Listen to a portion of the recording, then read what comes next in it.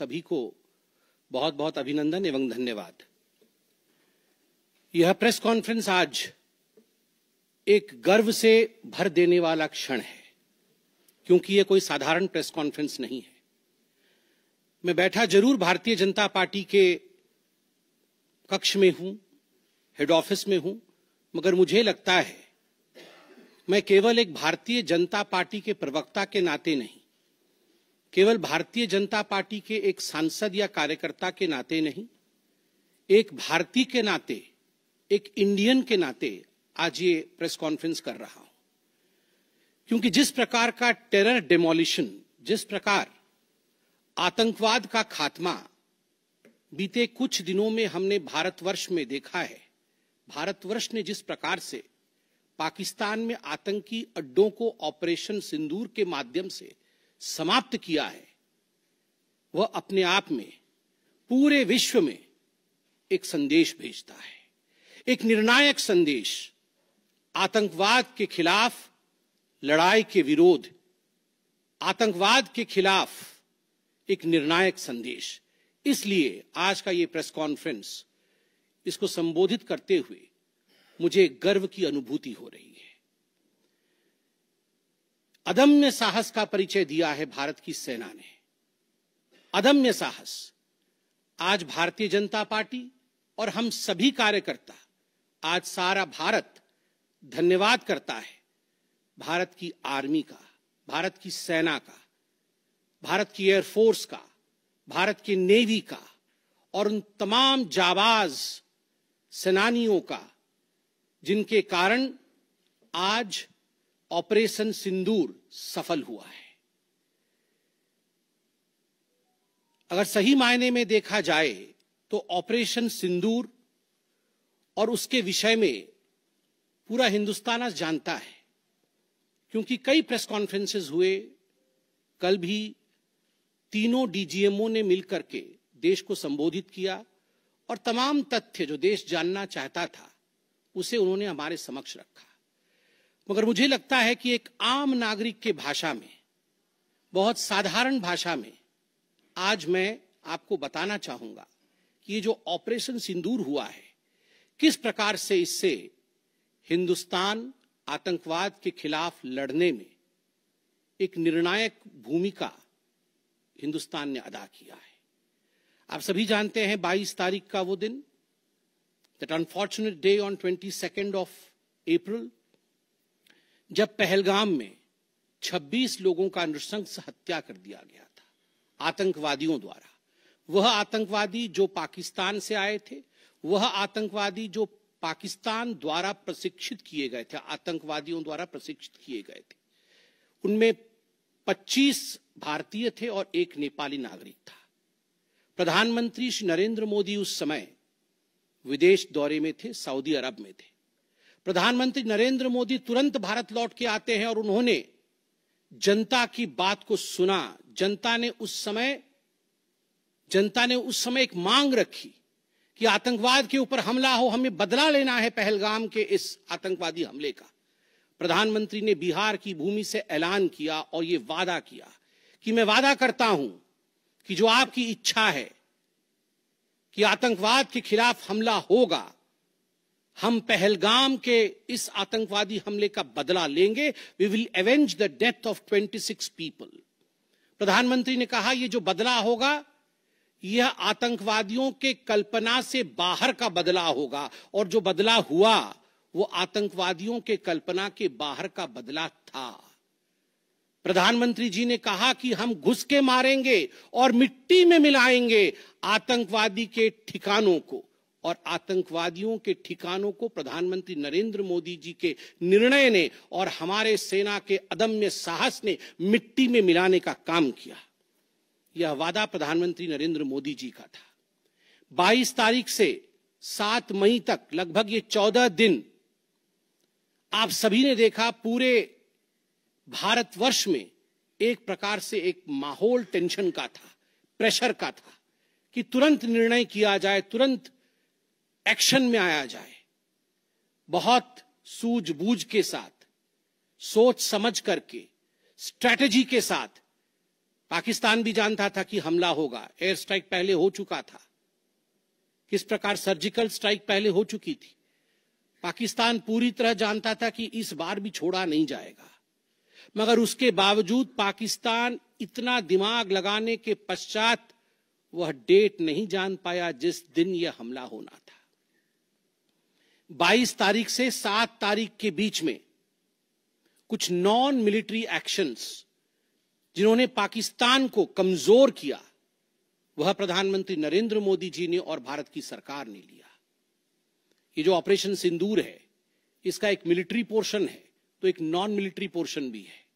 और non military portion में सबसे बड़ी बात इंडस वाटर ट्रीटी, जो सिंधु नदी समझौता 1960 का था, उसे स्थगित किया गया, अबेयंस में रखा गया। आप सभी जानते हैं लगभग 90% पाकिस्तान जो है इसी पानी पर निर्भर करता है। लगभग 80% उनका जो कृषि है इस पानी पर निर्भर करता है। इस पानी को यदि रोक दिया जाए तो पाकिस्तान की 1/4 जीडीपी गिर जाती है। इस पाकिस्तान को अगर इस पानी से वंचित रखा जाए तो पाकिस्तान के हालात वैसे होंगे कि उनकी जीडीपी लुढ़केगी, कृषि लुढ़केगा।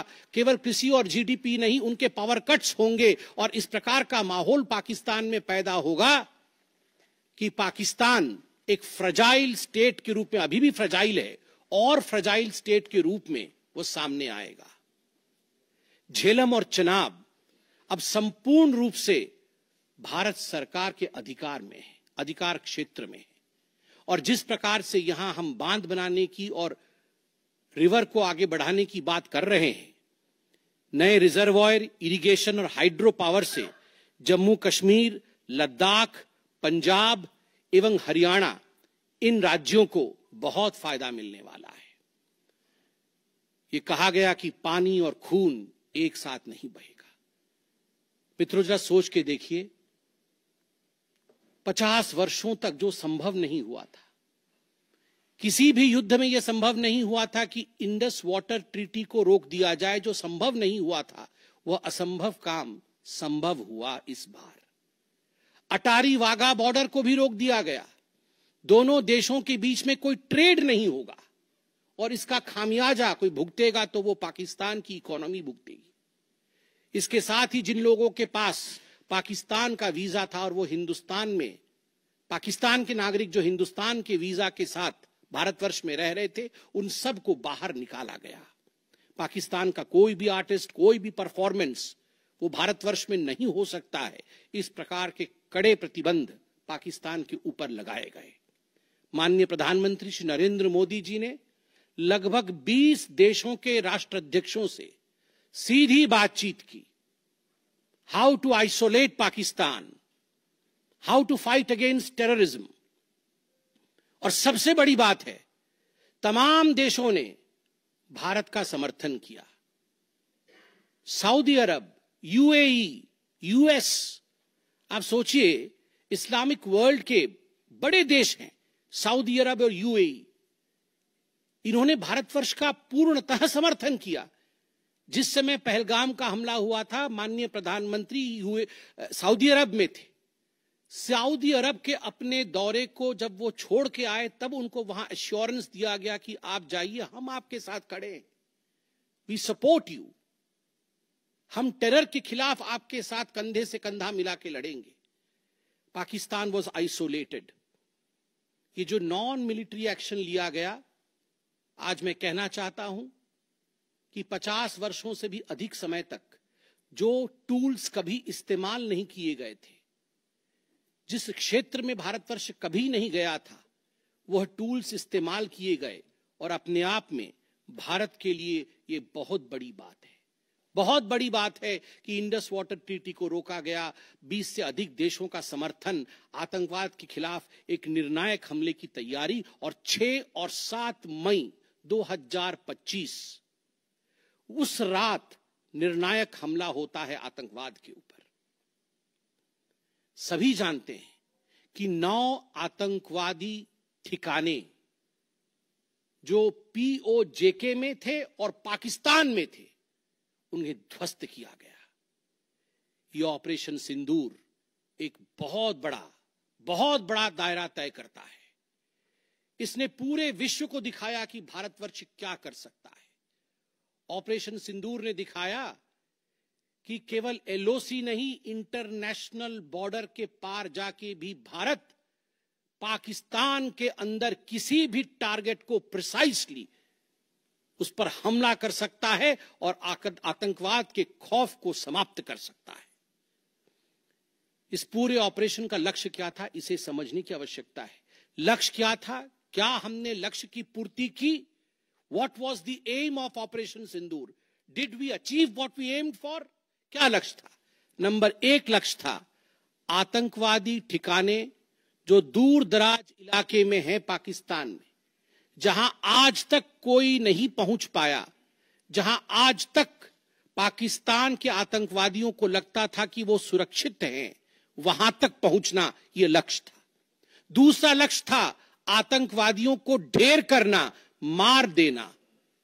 तीसरा लक्ष्य था इन टारगेटों को जमींदोज करना, उन्हें मिट्टी से मिला देना। चौथा लक्ष्य था इस पूरे काम को करते हुए कोई भी सिविलियन, उसके ऊपर किसी प्रकार से कोई इंजुरी नहीं होना। और अंतिम लक्ष्य था किसी प्रकार के मिलिट्री, जो पाकिस्तान का मिलिट्री या सैन्य बेस हो, उसके ऊपर हमला नहीं करना। अर्थात यह लड़ाई आतंकवाद के खिलाफ थी। यह लक्ष्य था ऑपरेशन सिंदूर का। This was a fight against terrorism and terrorists. क्या हम लक्ष्य को पा पाए? आप देखिए, जब यह हमला हुआ तो 9 ठिकाने ध्वस्त हुए, उनमें 5 POJK में थे, पाक ऑक्यूपाइड जम्मू कश्मीर में, और 4 पाकिस्तान में थे। सबसे बड़ी बात है, पहली बार पंजाब प्रोविंस, जो कि पाकिस्तान का एक बहुत स्ट्रेटेजिक लोकेशन है, पंजाब प्रोविंस उनका हृदय है पाकिस्तान का, उसके अंदर भारतवर्ष घुस करके आतंकवादियों का सफाया करता है। यह अपने आप में छोटी बात नहीं है। This is a big achievement as far as Operation Sindoor is concerned. Lashkar-e-Taiba, Jaish-e-Mohammed, Hizbul Mujahideen, इनके ठिकाने ध्वस्त होते हैं। और मैं यहां वो नाम पढ़ना चाहूंगा। ये जो 9 नाम है, 9 आतंकवादी ठिकाने, मैं आज देश से अपील करना चाहूंगा, तमाम भारतीयों से अपील करना चाहूंगा कि ये नाम हमें स्मरण करना है। आने वाले 100 वर्षों तक हमें इन नामों को याद दिलाते रहना है, दोहराना है। जब भी आतंकवाद सर उठाए तो हमें ये चित्र दिखाने हैं कि तुम्हारा क्या हश्र किया था ऑपरेशन सिंदूर ने, भारत की सेना ने, भारत की राजनीतिक इच्छा शक्ति ने और भारतीयों ने। इसलिए मैं नाम पढ़ना चाहूंगा। सवाई नाला कैंप मुजफ्फराबाद, जो POJK में है, 30 किलोमीटर दूर है एलओसी से, उसे ठिकाना लगाया गया। लश्कर-ए-तैयबा का ट्रेनिंग सेंटर था। 20 अक्टूबर 2024 सोनमर्ग में और 24 अक्टूबर 2024 गुलमर्ग में जो आतंकी हमले हुए थे, उसमें यहां से आतंकवादी आए थे। और सबसे बड़ी बात, 22 अप्रैल 2025 को जो आतंकवादी आकर पहलगाम में हमारे नागरिकों को मार के गए थे, हमारी बहनों के माथे से जिन्होंने सिंदूर पोंछने का काम किया था, उनका प्रशिक्षण भी इसी केंद्र में हुआ था, सवाई नाला कैंप मुजफ्फराबाद। सैयदाना बिलाल कैंप मुजफ्फराबाद, ये जैसे मोहम्मद का ट्रेनिंग सेंटर था, ये दूसरा कैंप जो ध्वस्त हुआ। गुलपुर कैंप कोटली, ये एलओसी से 30 किलोमीटर दूर था, लश्कर-ए-तैयबा का बेस था। और 20 अप्रैल 2023 को पुंछ में, 9 जून 2024 को जो तीर्थ यात्री को बस में हमला करके मारने का काम किया था आतंकवादी, यहां गुलपुर कैंप से आए थे जो कोटली में है, उसे ध्वस्त किया गया। बरनाला कैंप बिरगढ़, बरनाला कैंप जो 9 किलोमीटर दूर है एलओसी से, उसे समाप्त किया गया। अब्बास कैंप कोटली जो 13 किलोमीटर दूर है एलओसी से, लश्कर-ए-तैयबा का फिदाइन सेंटर है और 15 आतंकवादियों को एक साथ ट्रेन कर सकता है, उसे ध्वस्त करके गिराया गया। सरजाल कैंप सियालकोट, अंतर्राष्ट्रीय सीमा से 6 किलोमीटर दूरी पर है, इंटरनेशनल बॉर्डर से। सांबा कठुआ के सामने है। और मार्च 2025 में जम्मू और कश्मीर पुलिस के 4 जवान शहीद हुए थे। उनको मारने का काम इन्हीं आतंकवादियों ने किया था जो सरजाल कैंप से आए थे, सियालकोट के। उस कैंप को ध्वस्त कर दिया गया। महमूना जाया कैंप सियालकोट, जो कि 12 से 18 किलोमीटर इंटरनेशनल बॉर्डर से दूर है। मैं एलओसी की बात नहीं कर रहा हूं, इंटरनेशनल बॉर्डर से। और हिजबुल मुजाहिदीन का अड्डा है, बहुत बड़ा कैंप है। कठुआ और जम्मू क्षेत्र में जो भी आतंकवादी गतिविधि होती है, सियालकोट के इस मजनूमा जाया कैंप से आतंकवादी भेजे जाते हैं। भारतवर्ष ने उसे ध्वस्त किया। मरकज तैयबा मुरीद के, जो कि अंतर्राष्ट्रीय सीमा से 18 से 25 किलोमीटर दूर है। 2008 के मुंबई का जो हमला हुआ था, 26/11 के नाम से जिसे हम जानते हैं, उसमें जो आतंकवादी आए थे, अजमल कसाब और डेविड हेडली, उनकी ट्रेनिंग मरकज तैयबा मुरीद के में हुआ था। और आज मैं फक्र के साथ कह सकता हूं, गर्व के साथ कह सकता हूं कि भारत की सेना ने, भारत की राजनीतिक इच्छा शक्ति ने और भारतीयों ने मरकज तैयबा मुरीद के को ध्वस्त किया है, समाप्त किया है। मरकज सुभान अल्लाह बहावलपुर इंटरनेशनल बॉर्डर से 100 किलोमीटर की दूरी पे है। विश्व में किसी ने ऐसा नहीं सोचा होगा, पाकिस्तान ने तो सपने में भी नहीं सोचा होगा कि भारत की सेना के पास, भारत की एयरफोर्स के पास और भारत के राजनेताओं के पास ऐसी इच्छा शक्ति होगी कि इंटरनेशनल बॉर्डर से 100 किलोमीटर दूर घुस के वो हमारे आतंकी अड्डे को ध्वस्त कर सकते हैं। मरकज सुभान अल्लाह, जो कि जैशे मोहम्मद का मुख्यालय था, उस मुख्यालय को भारत की वायुसेना ने ध्वस्त किया। यह कोई छोटा विषय नहीं है। यह बहावलपुर एक ऐसा स्थान है जहां यूनाइटेड स्टेट्स, यूएस भी अपने ड्रोन नहीं भेज पाया था। उस जगह पे भारत घुस के मारता है। आज का भारत, आज का नया भारत यही है। ये नाम, जो 9 नाम मैंने पढ़े, हमें याद रखने चाहिए, मगर उन नामों के साथ मैं कुछ और भी बताना चाहता हूं। जो आतंकवादी मारे गए, एक लक्ष्य था आतंक के ठिकानों को, आतंक के अड्डों को सफाई करना, ध्वस्त कर देना। दूसरा लक्ष्य था ऑपरेशन सिंदूर का, आतंकवादियों को चुन चुन कर मारना, उन्हें मिट्टी में मिलाना। 100 से अधिक आतंकवादी मारे गए, 100 से अधिक। मैं कुछ आतंकवादियों के नाम पढ़ता हूं जिनको कि हम डिस्कस करते थे डिबेट्स में, टीवी पे, यूएन में, जिनको कि यूएस ने भी कंडेम कर रखा था। मैं नाम पढ़ रहा हूं। मुदस्सर कादियान खास उर्फ मुदस्सर उर्फ अबू जुंदाल। अबू जुंदाल नाम से हम जानते थे इस आतंकवादी को। और जो लश्कर तैयबा का आतंकवादी था, वो मरकज तैयबा का जो मुरीद के में है, उसका इंचार्ज था। जब वो मरा तो उसके गार्ड ऑफ ऑनर, उसका जो जनाजा निकला, उसमें पाकिस्तान के आर्मी के अधिकारी थे, पाकिस्तान आर्मी के चीफ थे, पंजाब सीएम मरियम नवाज भी उसमें रही। आप सोचिए, ये एक सरकारी जमीन पर हुई और तमाम बड़े लोग, सरकारी लोग पाकिस्तान के उसमें शामिल हुए, जिससे कि यह सिद्ध होता है कि terror and the sponsors of terror are hand in glove together. आतंकवादी और जो आतंकवादियों को बढ़ावा देने वाले, वो एक साथ काम करते हैं। दूसरा, हाफिज मोहम्मद जमील, ये जैशे मोहम्मद का आतंकवादी है। ये ब्रदर इन लॉ, साला था मौलाना मसूर अजहर का, और इंचार्ज था मरकज सुभान अल्लाह बहावलपुर का, वह भी मारा गया। तीसरा आतंकवादी मोहम्मद यूसुफ अजहर उर्फ उस्ताद जी उर्फ मोहम्मद सलीम उर्फ घोशी साहब, जैसे मोहम्मद का नामी आतंकवादी, और यह भी मौलाना मसूद अजहर से जुड़ा हुआ था और यह वेपन ट्रेनिंग देता था जैशे मोहम्मद का। और सबसे बड़ी बात, IC 184 के हाईजैकिंग में इसका हाथ था।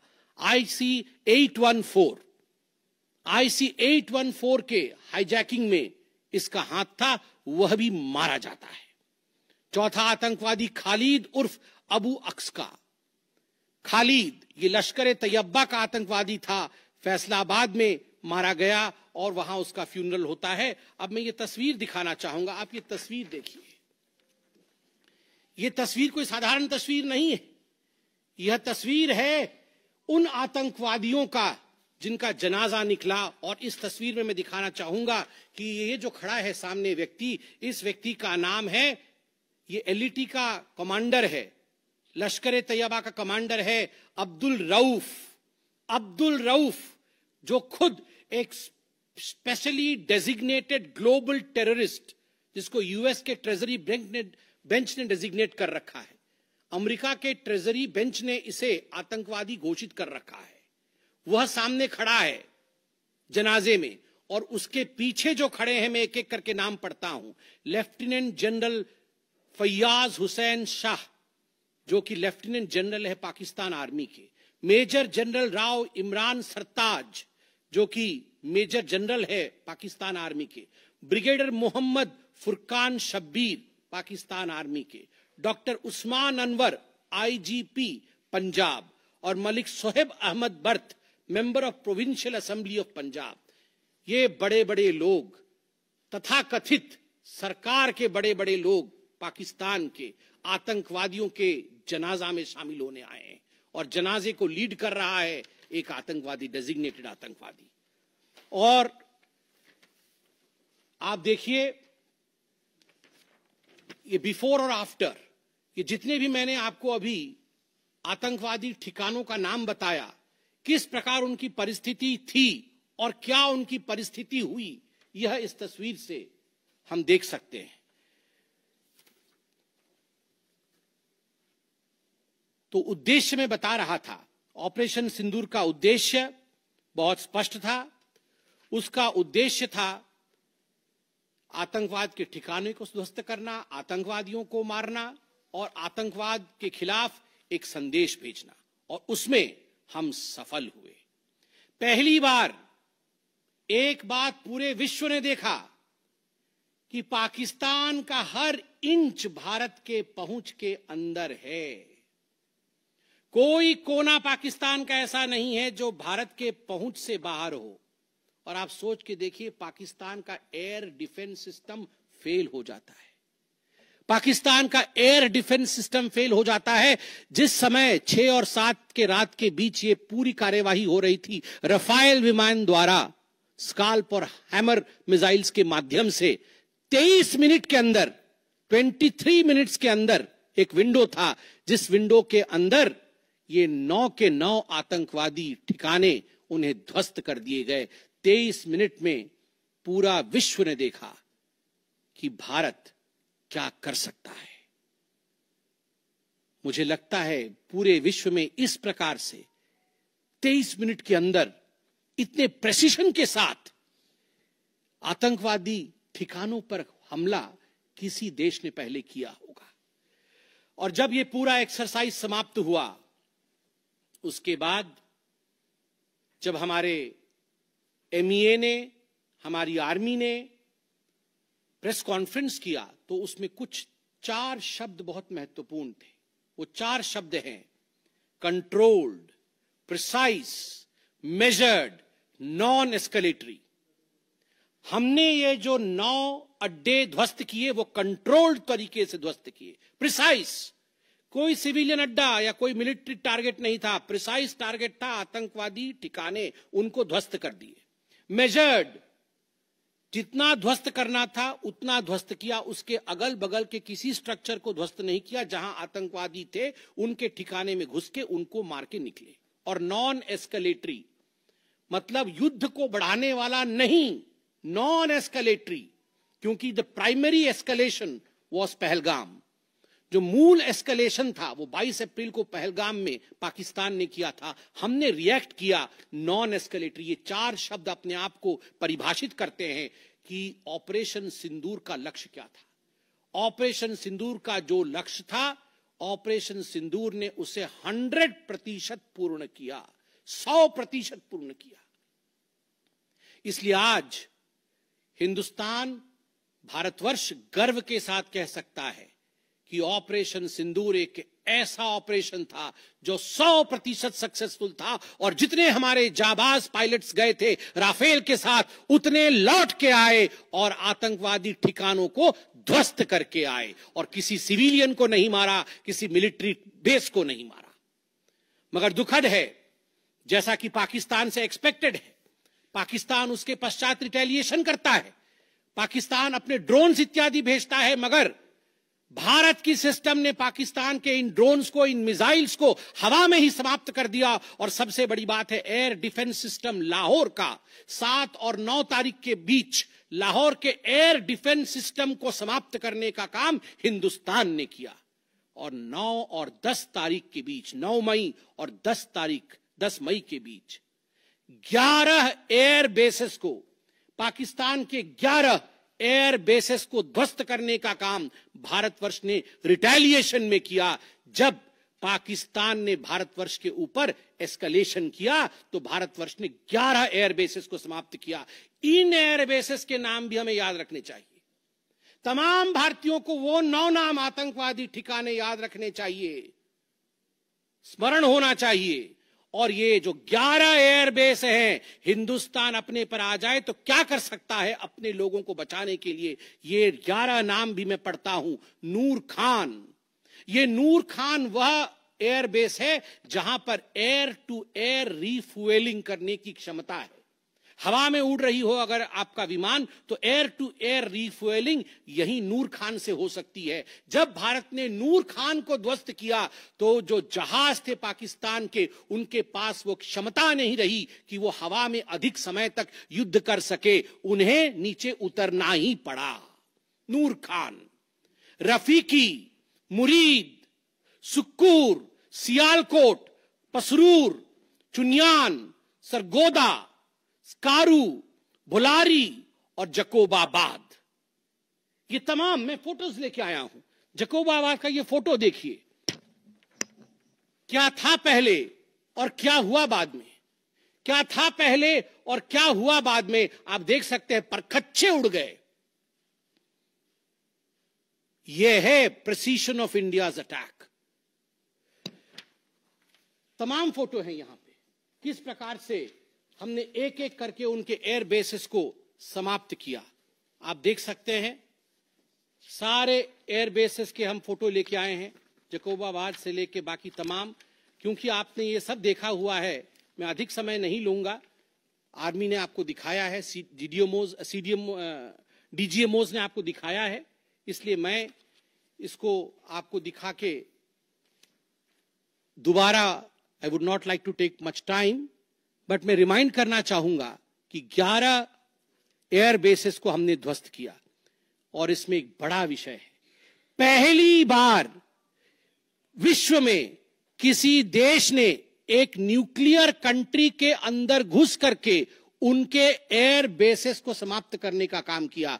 पाकिस्तान एक न्यूक्लियर कंट्री है, उसके अंदर घुस करके उनके एयर बेसेस को 20% पाकिस्तान के एयरफोर्स के इंफ्रास्ट्रक्चर को भारतवर्ष ने नाकाम कर दिया। 20% of PAF's infra was destroyed by India.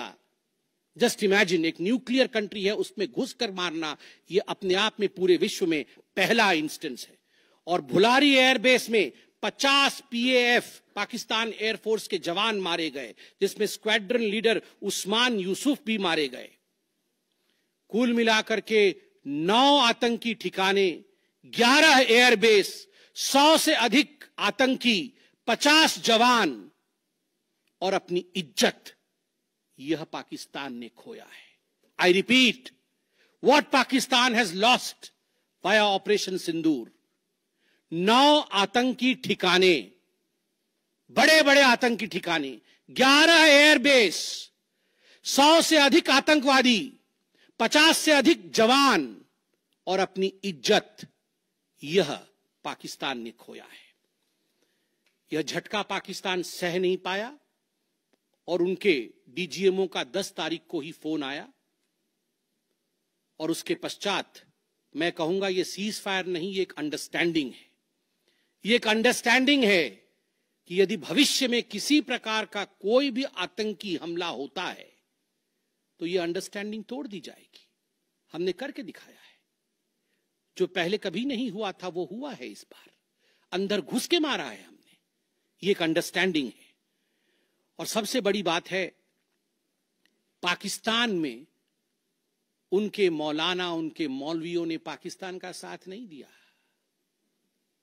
मगर हिंदुस्तान की एकता देखिए, हिंदुस्तान का भाईचारा देखिए, पूरा देश एक होकर खड़ा हुआ, पूरा देश सेना के पीछे, सेना के अदम्य साहस के पीछे, हमारी राजनीतिक इच्छा शक्ति के पीछे पूरा भारत एक होकर खड़ा हुआ। और आज मैं कहना चाहता हूं कि आज पाकिस्तान पूरे विश्व में अलग थलग पड़ा है। पहले भी ऐसे वक्त थे, अनेकों प्रयास भारतवर्ष करता था। पहले हम सबूत देते थे, प्रयास करते थे डोजियर के माध्यम से पाकिस्तान को प्रूफ दे आतंकवाद का। वो डोजियर लेती थी मगर उस पर काम नहीं करती थी। मगर आज नए भारतवर्ष ने पाकिस्तान को बख्शा नहीं है। आतंकवाद के खिलाफ एक निर्णायक लड़ाई हुई है और प्रधानमंत्री जी ने स्पष्ट कहा है, वहां से यदि गोली आती है तो यहां से गोला जाएगा। इसी के साथ मैं अपने वक्तव्य को समाप्त करता हूं। कोई प्रश्न हो तो अवश्य पूछें। कमलेश जी।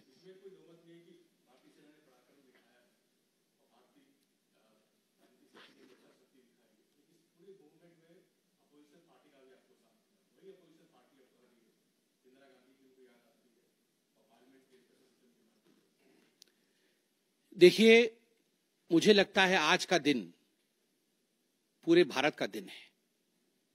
मैं ऐसा नहीं कहूंगा कि आज मैं भारतीय जनता पार्टी के प्रवक्ता के नाते कह रहा हूं। मैंने शुरू में ही कहा था, आज मैं भारतवर्ष के एक साधारण नागरिक के रूप में जो अदम्य साहस हमारे सेना ने दिखाया है उसका विवरण किया। पाकिस्तान ने क्या खोया है और हिंदुस्तान ने क्या पाया है वो मैंने आपको दिखाया है। इसमें तमाम पॉलिटिकल पार्टी ने एकजुटता दिखाई, यह भी अपने आप में एक बहुत बड़ी अचीवमेंट है, बहुत बड़ी बात है।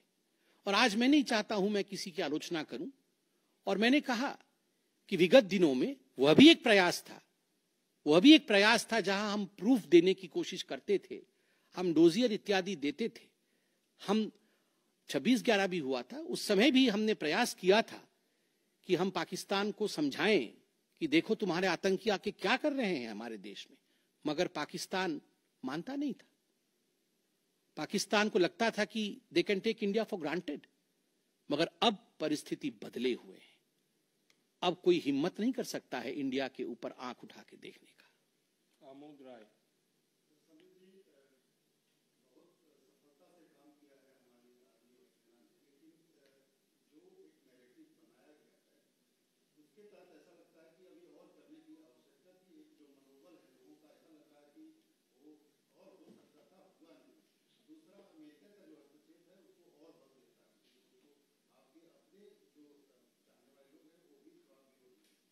आपके दो प्रश्न हैं। पहला प्रश्न है कि बहुत सारी सफलताएं रहीं मगर लोगों के मन में और की इच्छा थी। दूसरा प्रश्न हस्तक्षेप को लेकर है। मैं दोनों का सटीक उत्तर दूंगा। नंबर 1, मैंने आपको इस प्रेस कॉन्फ्रेंस के माध्यम से आरंभ में ही बता दिया कि ऑपरेशन सिंदूर का लक्ष्य क्या था। ऑपरेशन सिंदूर के जो लक्ष्य थे, जो लक्ष्य परिलक्षित थे, वो प्रधानमंत्री जी ने डे 1 को ही बता दिया था। आतंकवाद के ऊपर हमला, कल्पना से परे सजा आतंकवादियों को, चुन चुनकर मारना और उनके अड्डों को ध्वस्त करना। और सेना के अदम्य साहस ने यह करके दिखाया। आतंकवादी अड्डे ध्वस्त हुए, आतंकवादी मारे गए। यह हमारा परिलक्षित लक्ष्य था। हमने अपने लक्ष्य को प्राप्त किया। और जिस समय एस्केलेशन भी नहीं हुआ था, उससे पहले ही हमने वो जो 4 शब्द प्रयोग किए, जिसका मैंने यहां विवरण रखा कि कंट्रोल्ड था, मेजर्ड था, प्रिसाइज था, नॉन एस्केलेटरी था, तो भारतवर्ष ने अपने लक्ष्य को पहले से ही निर्धारित किया हुआ था। इसलिए आपका यह कहना कि कुछ और होना था, मुझे लगता है कि हमने जो करना था वो हमने पहले भी कहा, करके भी कहा और उसे 100% हासिल किया। Operation Sindoor was 100% successful operation. 100% सफलतापूर्वक किया गया एक मुहिम था, एक ऑपरेशन था ऑपरेशन सिंदूर। जनेंद्र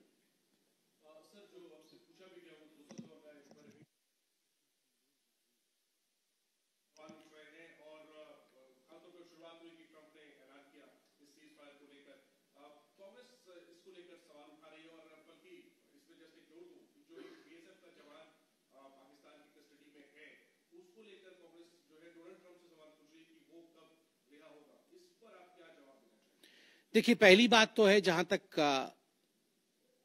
मध्यस्थता इत्यादि का विषय है, मैंने बहुत स्पष्ट रूप से कहा अभी, जितना मेरे डोमेन में नॉलेज है, और डीजीएमओज ने अपने प्रेस कॉन्फ्रेंस में एक बार नहीं कई बार कहा कि फोन हमारे डीजीएमओ को पाकिस्तान के डीजीएमओ का आया था।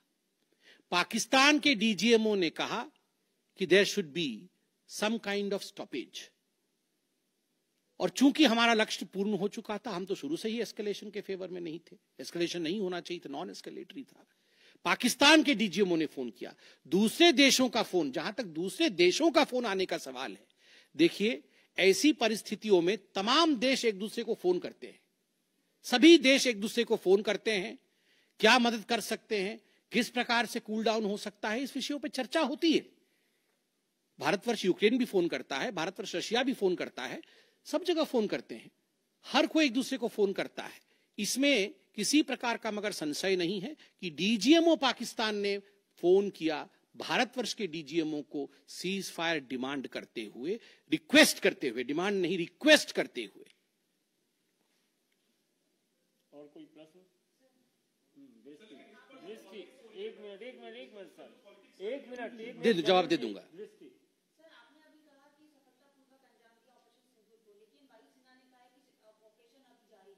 बिल्कुल, ऑपरेशन अभी जारी है, और मैंने कहा, माननीय प्रधानमंत्री जी ने स्वयं कहा है, गोली आएगी तो गोला जाएगा।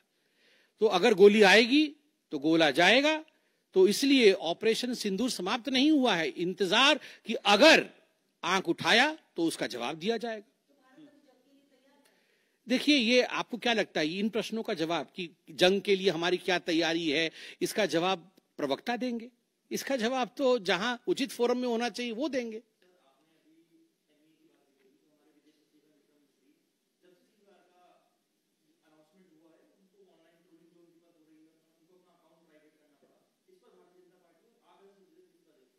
देखिए, मैं बहुत स्पष्ट रूप से बता दूं, ये आज की जो प्रेस कॉन्फ्रेंस हो रही है, ऑपरेशन सिंदूर को लेकर हो रही है, उसके सफलता को लेकर हो रही है, और तमाम लोग जो ऑपरेशन सिंदूर से जुड़े हुए थे, चाहे वो सेना हो, चाहे वो हमारी राजनीतिक घटक हो, चाहे वो हमारे ब्यूरोक्रेट्स हो, उन सभी का सलाम है। उन सबको हम रेस्पेक्ट के साथ देखते हैं। और सही बात है, सोशल मीडिया एक टूल जरूर है, मगर सोशल मीडिया के आधार पर यह कह देना कि किस प्रकार से देश आगे बढ़ेगा, ये निर्णय नहीं हो सकता है। बहुत बहुत धन्यवाद।